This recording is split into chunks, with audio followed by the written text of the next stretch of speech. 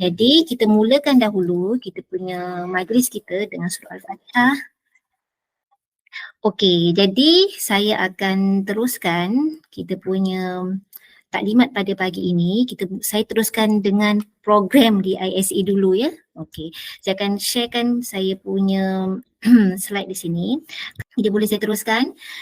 Okey, untuk program diploma pengajian Islam dengan pendidikan ni, saya besarkan sikit. Okey, program ni kita dah start program ni pada tahun 2012 lagi. Ya maknanya kalau 2012 sampai sekarang 2022 dah sampai dah 11 tahun juga OUM menjalankan program diploma pengajian Islam dengan pendidikan ni. Okey, untuk program diploma pengajian Islam dengan pendidikan ni di OUM, saya kata di OUM, kami menggabungkan beberapa kaedah pendidikan tradisional dan juga konvensional. Okay, kalau pendidikan tradisional ni contoh dia macam mana? Kita jumpa, kita bersemuka, tetapi di OUM ni kita integrate.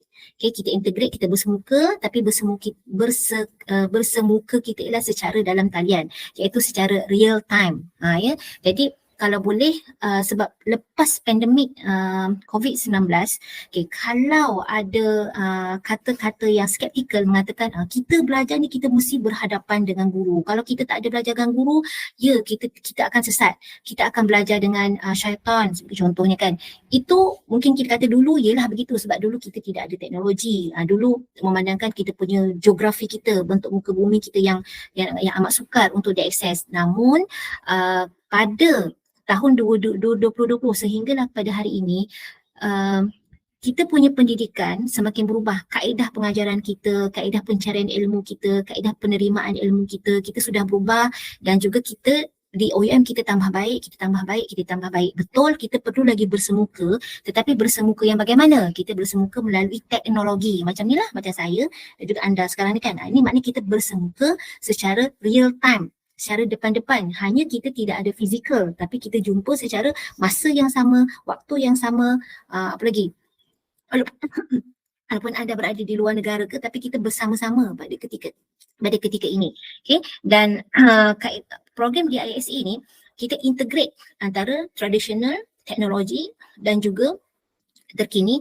Tujuannya untuk memberi peluang kepada guru-guru, sama ada guru tu guru swasta ke, guru-guru kafah, guru-guru SRA, sekolah rendah agama, sekolah rendah Islam negeri, sekolah rendah agama negeri, sekolah agama rakyat, sekolah pondok, sekolah tahfiz yang masih lagi belum berpeluang melanjutkan pengajian ke pengajian tinggi. Jadi di OUM ini kita memberi peluang untuk meneruskan ilmu, untuk mencari ilmu, untuk menambah ilmu, untuk memperkasa ilmu. Sebenarnya bukan sahaja kepada guru-guru. Okay, dia terbuka pada mereka yang berminat dengan teknik, dengan mengajar, dengan apa lagi, motivasi, dengan ceramah. Sebab kita nak memberi motivasi, kita nak memberi ceramah, kita nak mengajar, kita perlu ada skill, kita perlu ada teknik. Jadi apakah skill, kemahiran tersebut?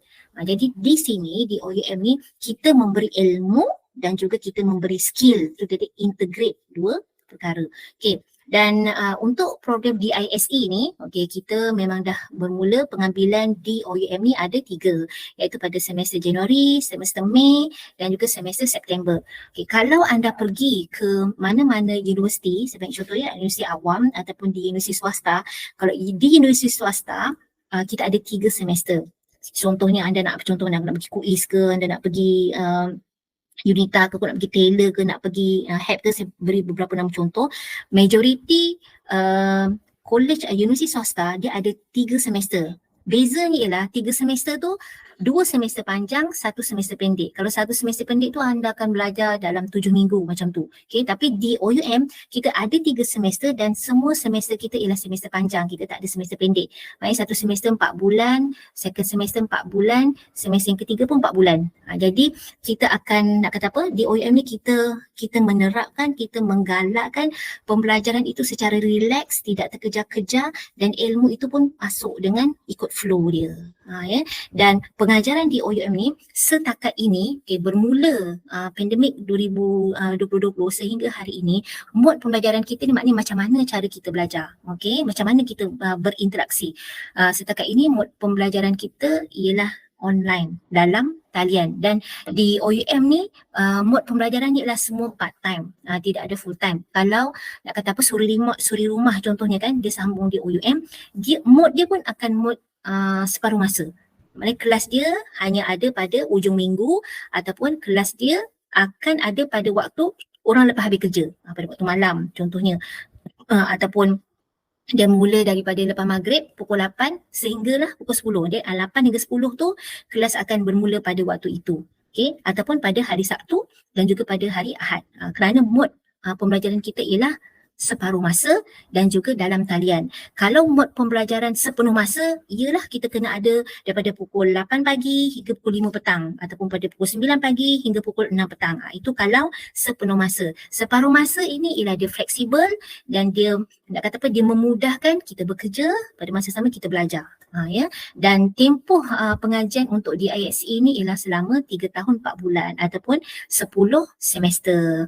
Okay, dan program di ISE ini memang diiktiraf oleh MQA. Sebagaimana saya cakap tadi, kita dah melaksanakan di ISE ini pada tahun 2012, okay, dan pada tahun 2014-2015 kita telah mendapat akreditasi daripada MQA, dan sekarang ni program di ISE ini kita sedang menjalani pematuhan MQA. Pematuhan MQA ni maknanya MQA akan datang ke OUM ni untuk satu program setiap 5 tahun sekali. Dia akan datang, dia akan semak balik kita punya kurikulum, kita punya assessment, kita punya design, kita punya program structure. Dia tengok sama ada kita ni mengikuti, melaksanakan, mematuhi ataupun tidak. Kalau kita tidak patuh, mereka akan bagi maklum balas lah dan kita akan tambah baik. Dan kalau betul-betul kita kata universiti itu betul-betul tidak mematuhi akreditasi yang diberikan oleh MQA, jadi ada kemungkinan MQA boleh menarik balik akreditasi satu program di universiti tersebut. Setakat ini alhamdulillah kita punya program di ISE masih lagi berada di kerangkanya. Okay, sebab kita ada advisory board, kita ada external examiner yang sentiasa menegur kita untuk kita menambah baik, untuk kita memperkasakan modul, untuk kita menambah baik soalan-soalan, okay, dan untuk menambah baik kita punya struktur program, subjek apa yang perlu yang diberi penekanan, dalam subjek tu kita nak letak apa, konten apa, ya. Dan ini ialah syarat kemasukan untuk program DISE ini. Okay, syarat yang pertama, dia ada SPM. SPM tu sekurang-kurangnya dia kredit untuk 3 mata pelajaran. Kredit ni tak silap saya dia C. Kredit ni tak silap saya C. Dia kena 3 kredit, maknanya mungkin dia kredit BM, mungkin dia kredit sejarah ataupun dia kredit lukisan. Ni contoh. Dan dia kena ada satu lagi kredit iaitu subjek yang berkaitan dengan agama. Sama ada subjek berkaitan agama tu bahasa Arab ke, ataupun apa, dia ambil tasawuf ke, ataupun dia ambil tasawuf ke, ataupun dia ambil pengajian Islam ke. Yang penting apa-apa subjek yang berkaitan dengan pengajian Islam. Maknanya dia kena ada 4 kat sini lah. Okay. 3 kredit untuk mana-mana subjek yang diambil masa SPM dulu, tambah dengan satu lagi mata pelajaran yang berkaitan dengan pengajian Islam. Pengajian Islam tu sebagai saya kata lah, sama ada bahasa Arab ataupun pengajian Islam ataupun tasawuf ke, itu bergantung kepada kursus ataupun bidang kelas yang anda ambil pada sebelum ini. Tapi kalau macam zaman kita dulu pada tahun 1970-an kan, kita mana ada subjek-subjek macam tu kan. Okey. Kalau yang lahir pada tahun 70-an, mungkin lahir pada tahun 60-an, sebab kita tak sama. Kita punya SPM zaman tu dengan zaman sekarang ni. Ya, jadi kita sama juga, prinsipnya ialah kalau ambil SPM tahun 70-an ataupun ambil SPM pada tahun 1990-an, kita tengok balik subjek dia, mata pelajaran dia, kita ambil 3 mata pelajaran dan ambillah mana-mana satu subjek yang berkaitan dengan pengajian Islam. Okay, itu yang pertama. Kalau kita tak ada SPM ataupun SPMV, kita ada O-level. Okay, O-level kita ni sekurang-kurangnya kita ada grade C. Sama juga dalam mana-mana 3 mata pelajaran. Okay, mana-mana 3 mata pelajaran. Kredit ni ialah dia mesti dapat C. Dia dapat C. Dalam dari mana-mana 3 mata pelajaran. Dan lulus sama ada subjek bahasa Arab atau mana-mana subjek pengajian Islam. Okay, perkataan atau ni maknanya kita ada pilihan. Atau. Maknanya sama ada subjek A, subjek B atau subjek C. Ya, kena faham tu perkataan atau. Ya. Dan kalau kita tak ada SPM, kita tak ada O-level, okay, kita ada sijil. Okay, sijil pengajian Islam. Contohnya sijil pengajian mungkin anda pernah ambil di KUZA ke ataupun anda pernah ambil di mana-mana institusi keagamaan ke, okay, dan sijil ni berkaitan dengan tahap 3 M2F dan PNGK dia sekurang-kurangnya ialah 2. Ya, kurang-kurangnya ialah 2. Okey, kemudian kita tengok lagi apakah syarat-syarat dia. Kalau ada STP lagi bagus, dan ada grade C, dia punya PNGK-nya ialah 2. Ya. Dan kalau dulu ni STP kita ada berapa P, 1P, 2P, 3P, 4P, 5P macam tu kan. Kalau STPM sekarang ni kan dia kira pada PNGK. Ya. Okey, kemudian lulus dalam peringkat STP ni ada subjek bahasa Arab. Subjek bahasa Arab ataupun dia ambil subjek syariah ke ataupun dia ambil subjek usuluddin ke. Okay, kalau individu tu dia ada STP, dia mesti ada SPM. Jadi dia kena berikan dua sijil itu. Sijil pertama sijil SPM, sijil kedua ialah sijil STPM. Ini bagi dua tu. Contohnya STPM kita ambil ekonomi. Betul tak? Jadi ambil ekonomi memang kita tak jumpa lah subjek syariah ke, subjek usuluddin ke, subjek bahasa Arab ke, kita tak jumpa. Okay, kalau begitu kita ambil STP kita ambil SPM kita tu dia ada salah satu subjek yang berkaitan dengan pengajian Islam yang kita lulus tu. Okay, dan kalau yang ada ambil STAM ni peringkat paling minimum makbul, juga boleh masuk ke diploma pengajian Islam pendidikan ni ataupun mana-mana kelayakan lain yang setara, yang diiktiraf dengan kita nak kata MQA, jadi boleh masuk.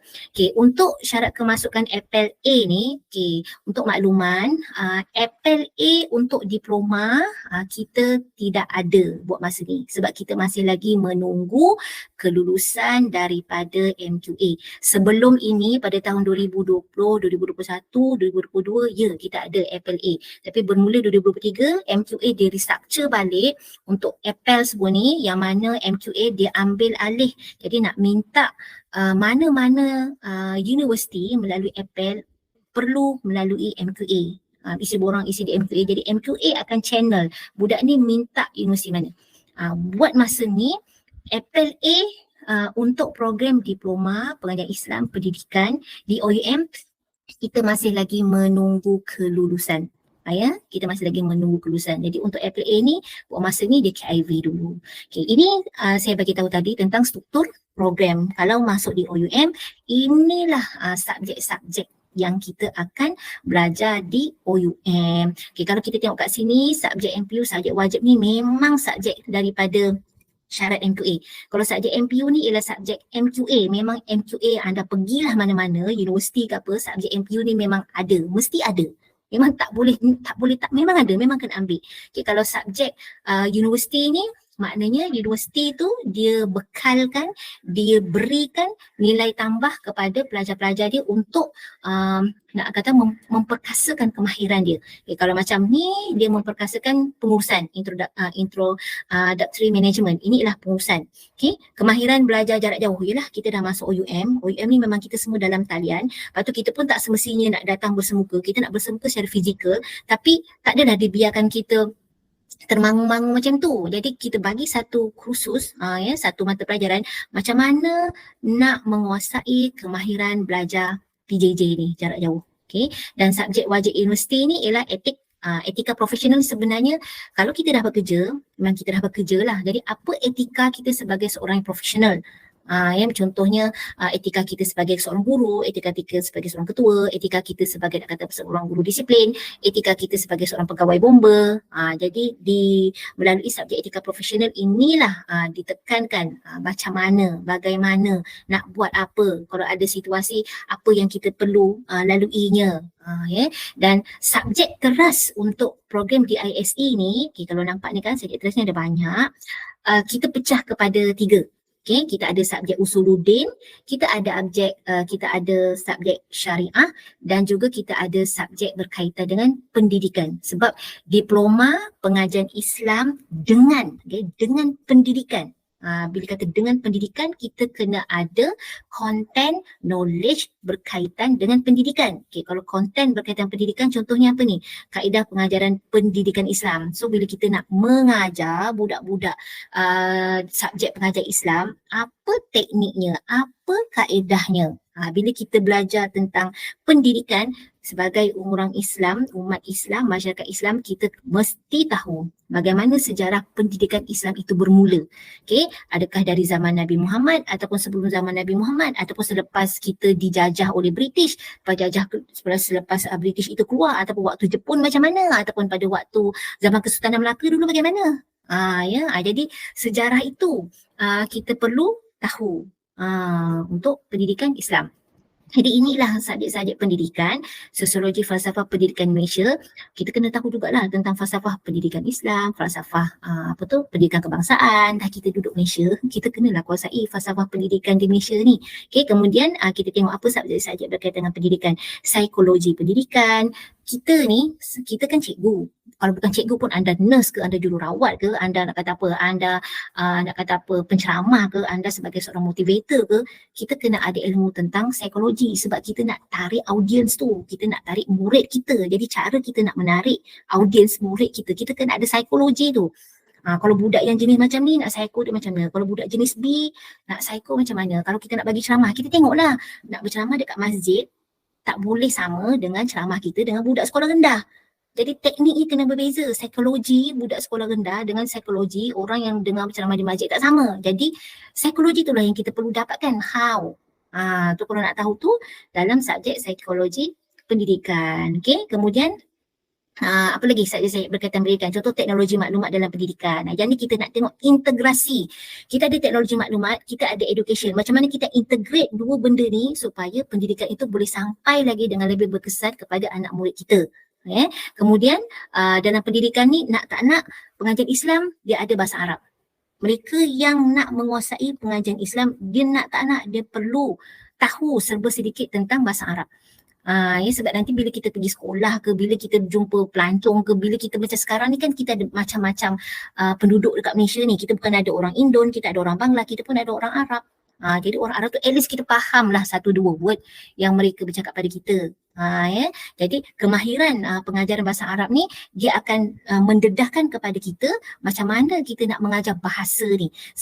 Dan kemahiran pengajaran bahasa Arab ni tak semestinya kita nak bercakap dengan student kita. Kita boleh bercakap dengan kawan kita yang orang Arab. Okay? Kita juga boleh bercakap dengan kita punya audience. Kalau kita bagi motivasi kita, ada orang Arab lah kat situ. Macam mana teknik ataupun kita diberi peluang mengajar bahasa Inggeris ke, bahasa Jepun ke, bahasa Sepanyol ke. Jadi kemahiran pengajaran bahasa Arab ni anda boleh guna asas dia untuk mengajar bahasa-bahasa yang lain.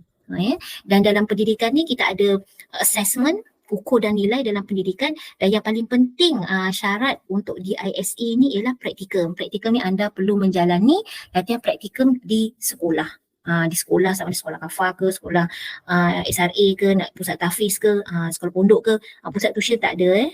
Sekolah tu bergantunglah anda nak pilih sekolah yang bagaimana.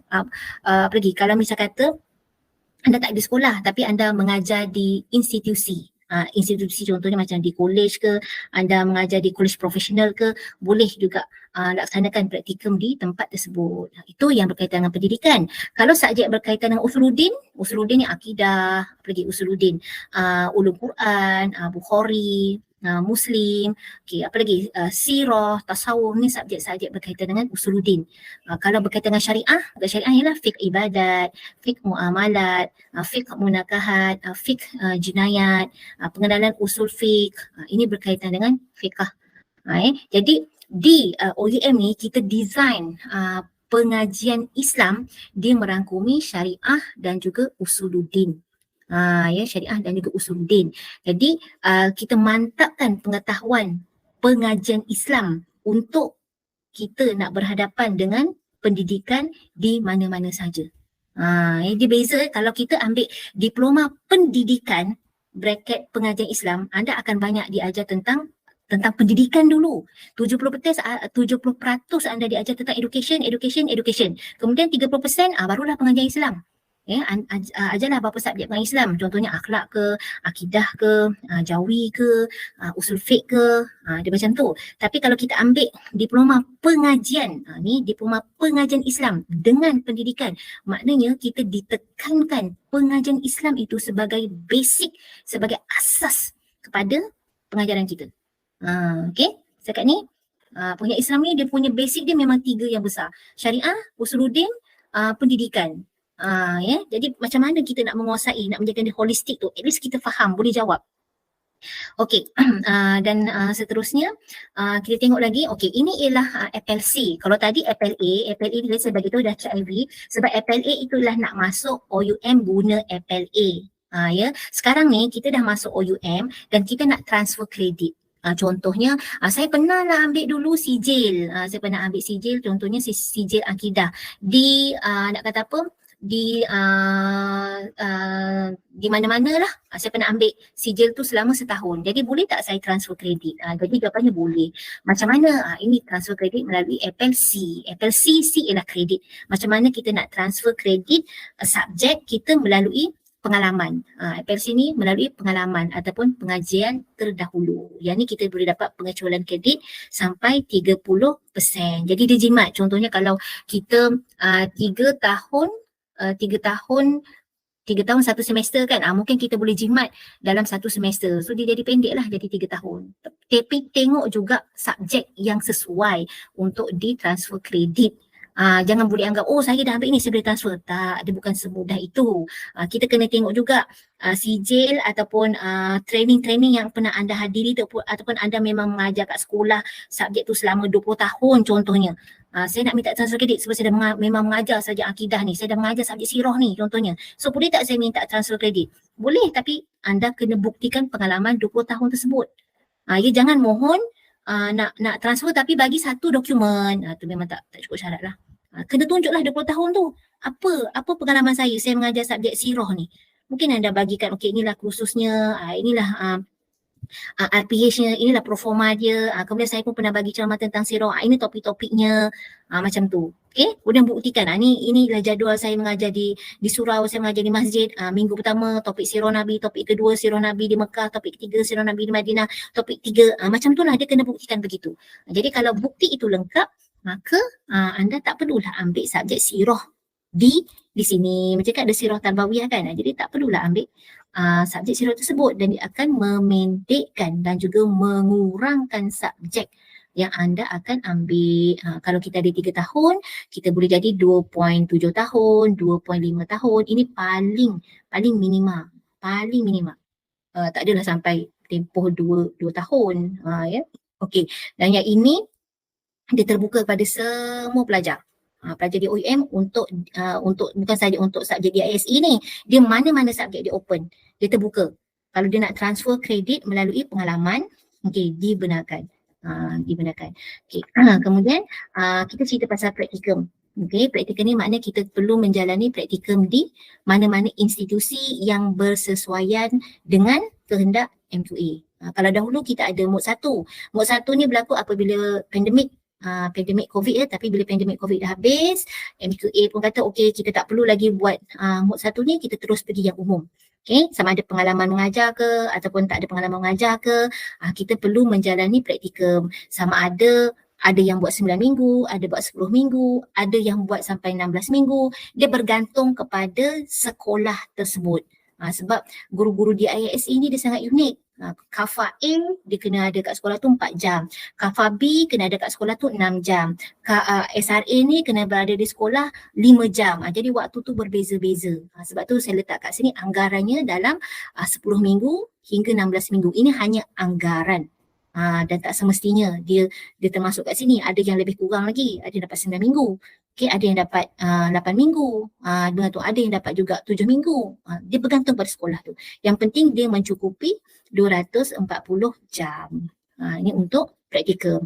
Sebab praktikum ni memang syarat wajib MQA untuk bergraduat diploma pengajian Islam dengan pendidikan. Okay, kalau ada soalan, saya tak ada pengalaman cikgu macam mana? Okey, sebenarnya untuk program di ISE ni kita pernah ada abang bomba, kita pernah ada abang polis, kakak polis pun ada ambil subjek di ISE ni. Kita ada pembantu store, kita juga ada pegawai AADK. Semalam baru habis praktikum dia. Saya menyelia dia. Bila tanya-tanya dia, cara pengajaran dia sederhana saja. Bila tanya dia kata, oh saya sebenarnya pegawai AADK. Nampak pegawai AADK pun jadi cikgu. Saya tanya kenapa ambil subjek ni? Kata ya sebab AADK kan berhadapan dengan pegawai dengan orang dadah, jadi dia nak ilmu macam mana dia nak cater, dia nak rawat, dia nak ajar orang-orang pelagir-pelagir dadah ni supaya janganlah ambil dadah tu lagi. Jadi dia ambil ilmu pada DISE ni, dia nak terapkan dalam dia punya kerja tu nanti. Ya. Okey. Kemudian kita tengok lagi ini assessment. Assessment ni macam mana kita nak menilai, macam mana kita nak mentaksir kita punya pelajar-pelajar kita. Okey, pentaksiran kita macam mana pelajar-pelajar tu dia masuk, dia belajar. Okay, dia melalui pembelajaran kendiri. Pembelajaran kendiri maknanya kita kena berusaha sendiri. Bila kita dah masuk OUM ni, kita jangan ingat, okay, jangan imagine, oh saya cikgu. OUM kena layan saya, macam mana saya layan anak murid saya. Okay, kalau pembelajaran kendiri ni memang disiplin kita kena ada disiplin kita. Bila kita dah once jejakkan kaki ke universiti, jadi kita kena faham saya pelajar dewasa, saya bukan pelajar lepasan SPM lagi. Jadi ini atas usaha saya. Ya, sebab tu dia namakan kendiri. Kita kena bahagikan masa kita, kerjaya kita, kehidupan kita, kita sebagai anak, kita sebagai bapa, kita sebagai pekerja, kita sebagai suami, kita sebagai isteri. Kita kena susun jadual tu. Bila anda dah masuk OUM nanti, anda akan diberi satu akses masuk portal. Kat situ semua ada video lecture, ada e-tutor, ada modul, ada latihan, ada test, ada kuis, ada semua ada kat situ. Ada masuk saja. Ya. Okay. Dan kita pun tak adalah biarkan pelajar kita terkontang-kanting begitu kan. Jadi kita bagi bengkel. Macam mana bengkel nak buat tugasan, macam mana bengkel nak belajar dalam talian. Okay, kalau ada masalah nak pertanyaan, pergi masuk ECRM. ECRM ni bukan kita nak mengadu, tapi kita tanya dan dapatkan bantuan. Okay, kalau murid kita ni dekat pada learning center, boleh pergi pusat pembelajaran terdekat, bawa laptop kita, minta tolong nak tekan mana, nak picit mana, nak klik mana. Dekat learning center mereka akan tolong dari A sampai Z. Percayalah cakap saya, dia akan tolong dari A sampai Z. Okey, masuk sini, tekan sini, okey tekan sini, masuk, buat. Dia akan ajar kita, bukan dia buatkan ya. Kita buat laptop kita, dia kata okey buat. Nanti dia kata klik sana. Okey, masuk sini, klik situ, baca. Dia akan buat begitu ya, di learning center yang terdekat. Okey, dan kalau kita ada problem, kita boleh pergi, kalau ada masalah lah, counselling boleh pergi kepada HQ. Perlu ke physical counselling di HQ? Tak, boleh buat online je, tak ada masalah. Ya. Dan pembelajaran kita sebagaimana saya cakap tadi memang sepenuhnya dalam talian, iaitu menggunakan Google Meet macam kita pada hari inilah. Okay. Untuk satu kelas kita ada 8 kali perjumpaan. Contohnya macam kita ambil subjek apa? Subjek asas akidah. Subjek asas akidah tu sepanjang semester panjang tu kita akan belajar tiap-tiap minggu selama 8 minggu. Maksud tu selama 8 kali. Sama ada kelas tu nak buat 1 jam ataupun 2 jam straight. Ya, dia macam tu untuk setiap subjek. Dan kelainan OUM dengan ODL di universiti lain ialah bila kita dah mengajar, kita akan rakam. Bila kita akan rakam, kita akan upload, kita akan muat naik dalam MyInspire tu, dalam portal OUM tu, dan anda boleh akses rakaman tersebut pada bila-bila masa. Contohnya macam anda tak boleh datang, okey, tutorial yang ketiga sebab anda kerja ke pergi outstation, so anda tak dapat datang. Tak ada masalah, bila masa free nanti besoknya ataupun lagi 2-3 hari tu masuk balik pada portal, cek balik video rakaman yang kita tak dapat datang tu. Jadi boleh tengok berkali-kali. Lebih lagi kalau kita nak exam contohnya kan, tengoklah balik video rakaman 1, kelas tutorial 2, tutorial 3 sampai dah tutorial ke-8 tu. Boleh tengok balik untuk dapatkan nak kata revision balik. Okay, dan kita punya e-tutorial kita ni, selain pada kita berinteraksi dalam kita punya kelas tutorial tu, kita juga berinteraksi secara terus dalam talian. Kita ada forum e-tutor, kita ada forum e-lesson, kita ada forum video lecture. So kita masuk dalam forum tu, kita boleh kemukakan soalan. Selalunya soalan tu akan dijawab dalam masa 42 jam ataupun 48 jam. Kadang-kadang 24 jam dah jawab dah. Ya. Dan kita punya online learning kita, OUM, dia ODL, kita dah mempersiapsiagakan apa yang perlu ada untuk ODL ni. Itu kita ada e-tutorial, kita ada e-modul kita lengkap PDF, okay, kita ada video lecture, kita ada e-forum dan kita ada perpustakaan digital. Ni kalau antara syarat-syarat nak menjadi universiti ODL, dia perlu ada kriteria ini. Kalau tak ada kriteria ini, selalunya MQA akan tegur, dia akan minta universiti itu bina bina platform, bina self management, self service untuk pelajar-pelajar yang tidak berkesempatan untuk menghadiri kelas dan juga sesuai dengan online ataupun pengajian jarak jauh itu. Okey, ini ialah yuran dia yang saya diberilah, boleh compare yuran dia secara totalnya keseluruhan ialah lebih kurang 11,250 dan nak kata minima 200, nak memproses mungkin mula-mula tu bayar RM30 dan kaedah pembayaran ni tak saya fleksibel. Fleksibel ni contohnya kita belajar satu semester ada 4 bulan ataupun 3 bulan. Okey, bulan pertama nak bayar RM100, bulan kedua nak bayar RM120, boleh. Boleh. Bulan ketiga nak bayar RM600, boleh. Yang penting semester 1, selalunya pada semester 1 ni memang agak banyak lah sebab kita nak proses, kita banyak benda nak proses. Jadi dia banyak. Pada semester 2 tu jadi sikit. So kita bahagikan lah. 1,100 ni kita belajar 4 bulan, bayarlah. 400 ke, 300 ke, 300 setengah ke, dia fleksibel. Kita tak jadi, kita bukan macam setengah-setengah universiti yang kata wajib bayar penuh, kita tak ada ansuran. Ada universiti macam tu.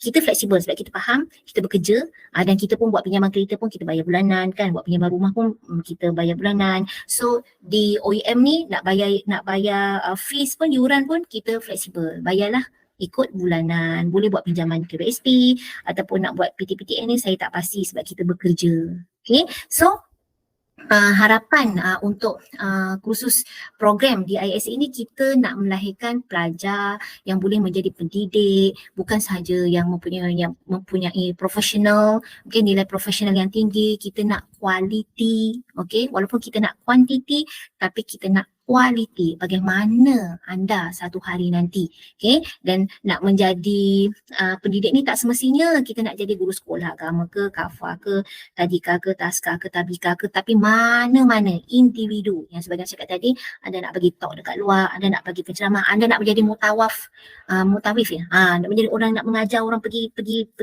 umrah, pergi haji, anda pun kena ada teknik nak mengajar jemaah ni, bukan pakai pukul kata macam tu aja.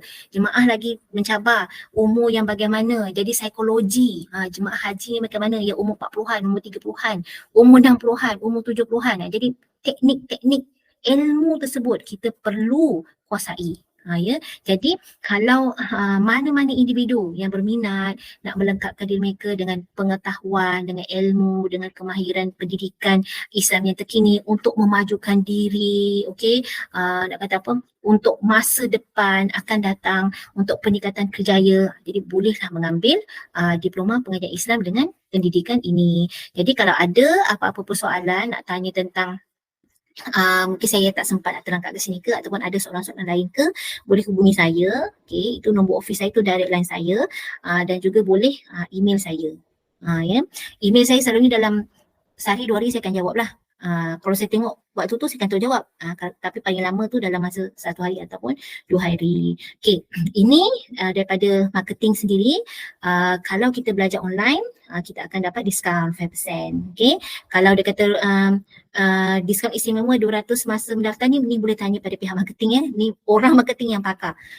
Dan dia kata apa, diskaun institusi 5% untuk 10 bulan ni mungkin kalau anda datang secara grup, contohnya daripada sekolah Kafah A, sekolah SRA B, sekolah SRN D, datang secara berkumpulan. Berkumpulan ni saya tak pasti berapa ramai yang pihak marketing tetapkan. Adakah 3 orang, adakah 5 orang, adakah 10 orang. Jadi dia akan mendapat 5% diskaun tu.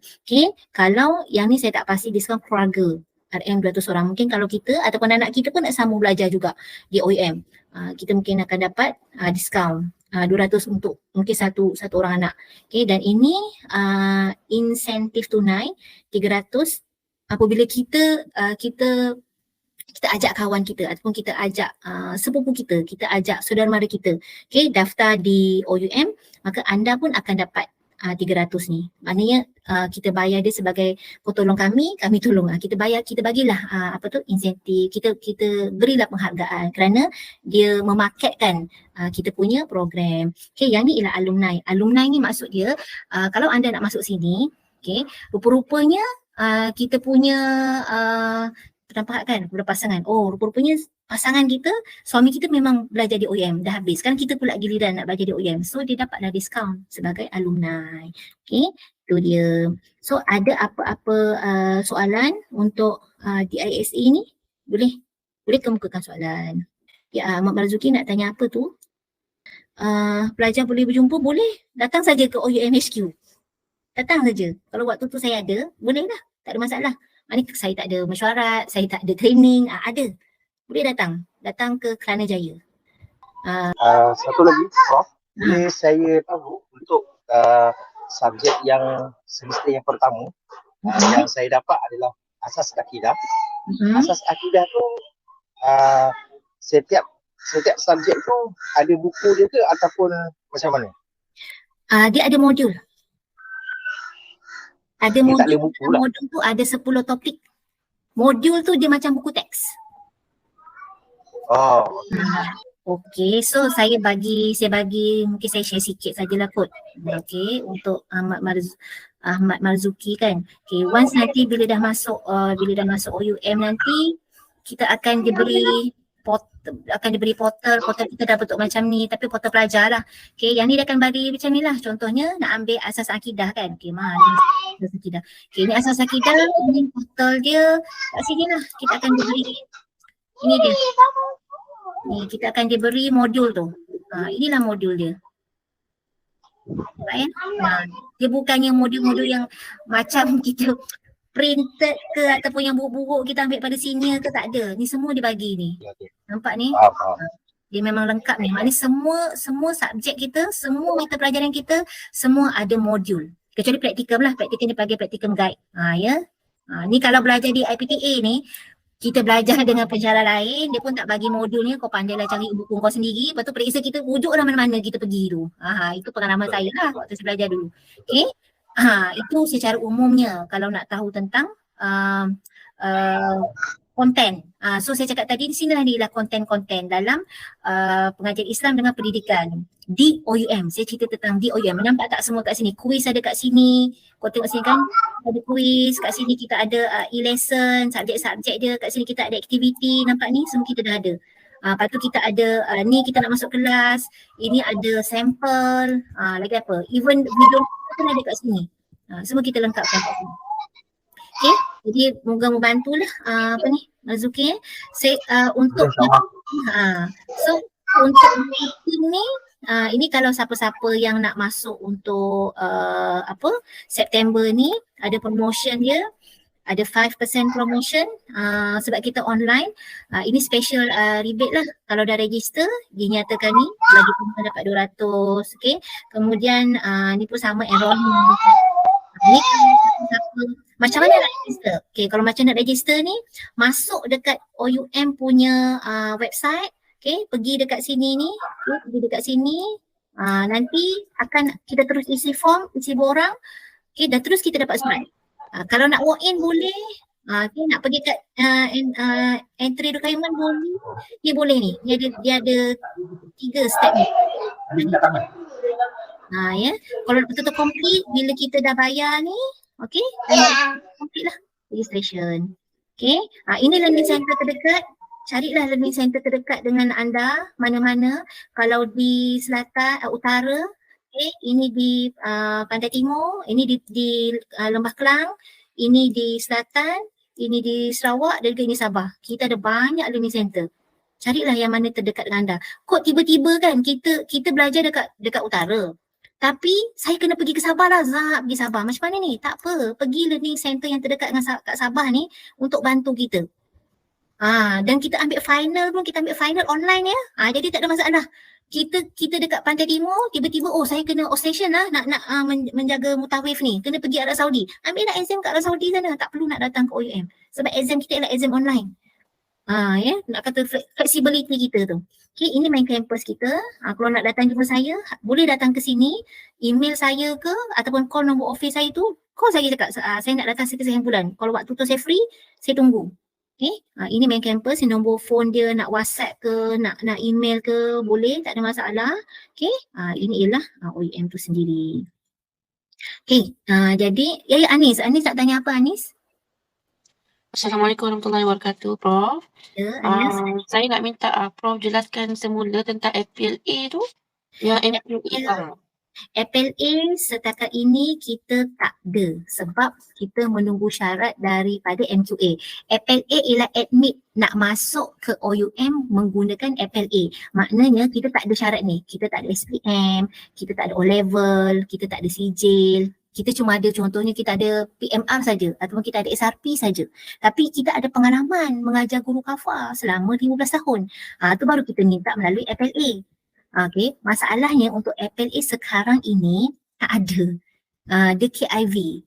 Okey, MQA dia ambil semua mana-mana universiti yang nak menawarkan FL mesti melalui MQA. Jadi OUM dah ambil tindakan tu, kita menunggu kebenaran daripada MQA untuk mengambil pelajar-pelajar level diploma. Okey, Prof. Terima kasih. Okey. Okey, soalan lain? Ada soalan lain? Kalau tak ada tak siapa-siapa dari marketing kat sini yang nak bercakap ke apa? Kita ada marketing staff kat sini dan kita pun ada siapa? Ikram. Kita pun ada Ikram juga kat sini. Syamsul Ikram kot, saya nampak tadi nama dia. Syamsul Ikram atau Ikram nak bagi apa-apa ke Ikram? Nak cakap ke? Jadi clear ya, tak ada kat sini, nanti saya ambil Mazuki ni ya. Okay. Kalau tak ada apa-apa, apa ni? Oh okey, kalau nak bagi ni email, sedang saya terus tarik. Terus type dekat ni, ruangan chatting ni. Prof mengajar subjek apa Prof? Saya mengajar banyak, saya mengajar asas akidah. Saya juga mengajar untuk master. Saya juga mengajar untuk degree, untuk postgraduate. Jadi banyak. Dia bukan satu-satu, macam banyak subjek yang saya mengajar. Untuk BIS, ya, saya memang mengajar.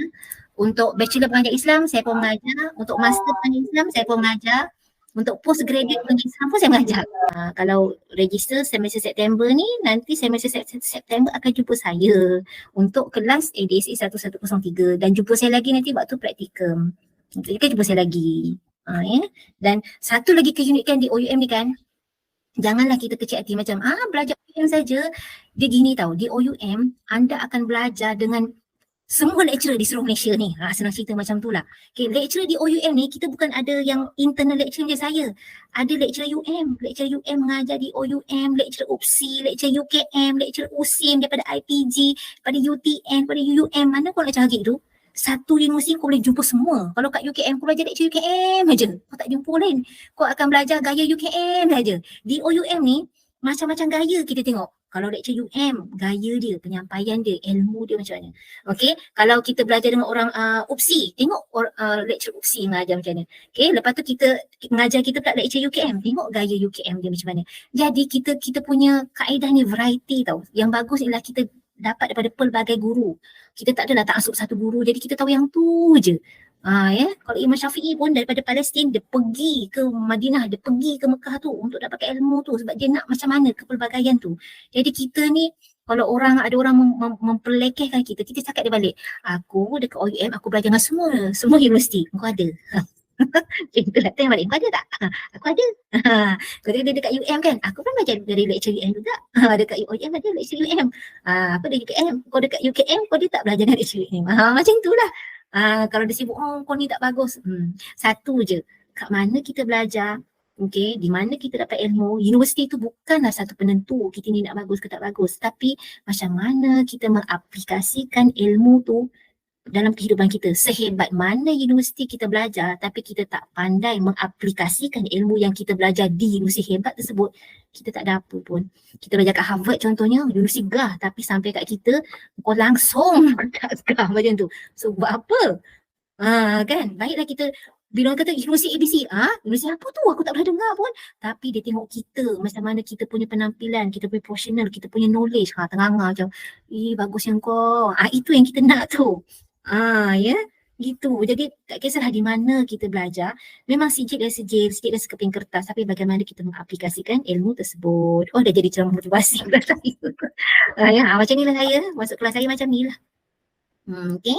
Jadi kalau tak ada apa-apa soalan lagi, kita tutup kita punya pertemuan kita pada pagi ini dengan tasbih kifarah dan juga walas. Okay, jadi terima kasih semua. Assalamualaikum warahmatullahi taala wabarakatuh. Terima kasih juga pada marketing. Okay, terima kasih pada Anis, Mazuki, Nok King, saya lupa pula nama. Farina, Hidayah, Hana, Latifah dan juga Daniel. Terima kasih banyak-banyak. So, insyaAllah ada rezeki. Okay, ditakdirkan kita jumpalah. Kalau tak jumpa ni, jumpalah akan datang di mana-mana sahaja. Okay. Jadi, Assalamualaikum warahmatullahi taala wabarakatuh.